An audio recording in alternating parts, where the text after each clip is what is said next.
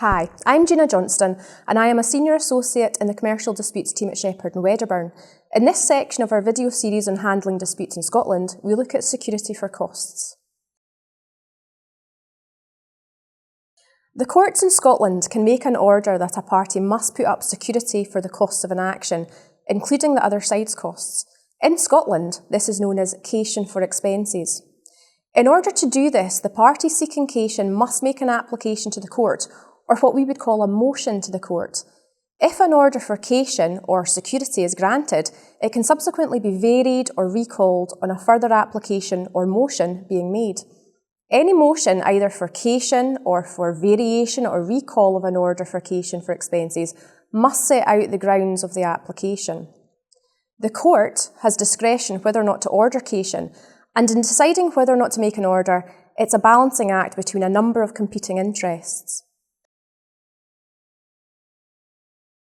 There are a number of factors that a sheriff or judge will take into account in deciding whether or not to order cation.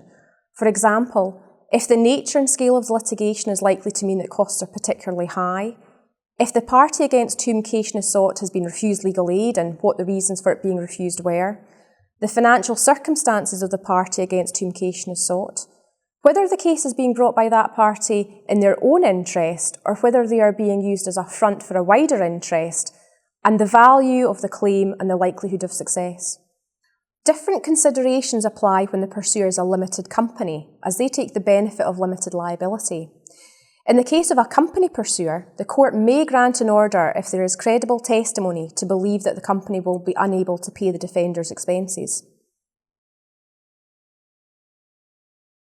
If an order for cation or other form of security is granted, the court will specify the amount of the cation, as well as the period by which cation or security must be found.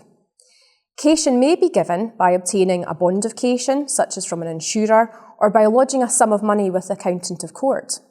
The court may also approve other methods of security. In particular, they may order a combination of these two methods. The amount of cation is intended to be a reasonable estimate of the costs of the litigation from the date of the application to its conclusion. Importantly, however, it does not include past expenditure, and motions for cation are often made at a relatively early stage in the litigation for this reason.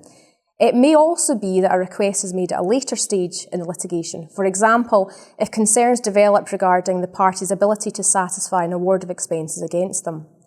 The amount of cation may also be contested, and it's ultimately a matter for the court on hearing submissions from the parties. Cation may also be awarded in tranches for different stages of the action.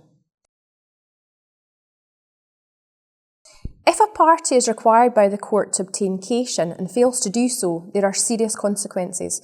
If the party in default is the pursuer, i.e. the claimant, the defender can seek a decree of absolvitor, which is a judgment that they are absolved of all liability for the claim.